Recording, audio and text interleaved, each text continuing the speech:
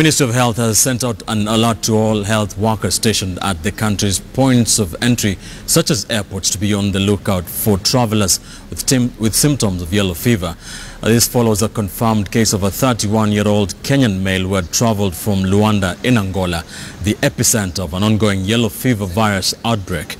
The man arrived on the 12th of March 2016 through Jomo Kenyatta International Airport and was taken ill to a private health facility in Eastleigh here in Nairobi. He was later transferred to Kenyatta National Hospital, where he succumbed to multi-organ failure.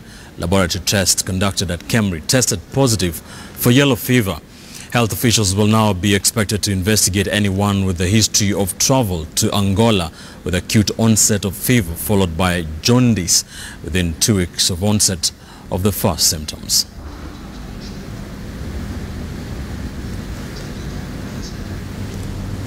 And so what are the symptoms that would make one know they are suffering from yellow fever?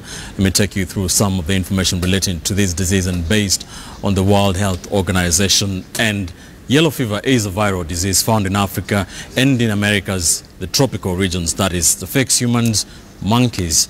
No specific treatment for yellow fever has been found so far. Let's now take a look at more information on yellow fever, and it is transmitted via the bite of a type of mosquito called the Aedes mosquito, very rare, especially here in Kenya in this day and age. Now, the first symptoms of yellow fever appear between 3 to 6 days, and those are fever, muscle pain. There's also headache and shivers. There's also a loss of appetite. There's also nausea and vomiting. Those are the first symptoms that appear after 3 to 6 days. Now, after 3 to 4 days, most patients of yellow fever improve and the symptoms do disappear. But that is not always the case.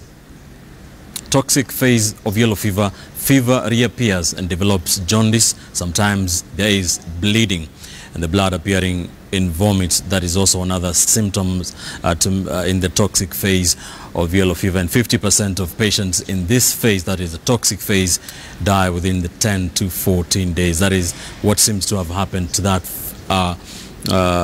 patient that was traveling from Luanda in Angola. So that is the latest. The ministry telling health officials in Kenya at points of entry like airports to be on the lookout for such symptoms, saying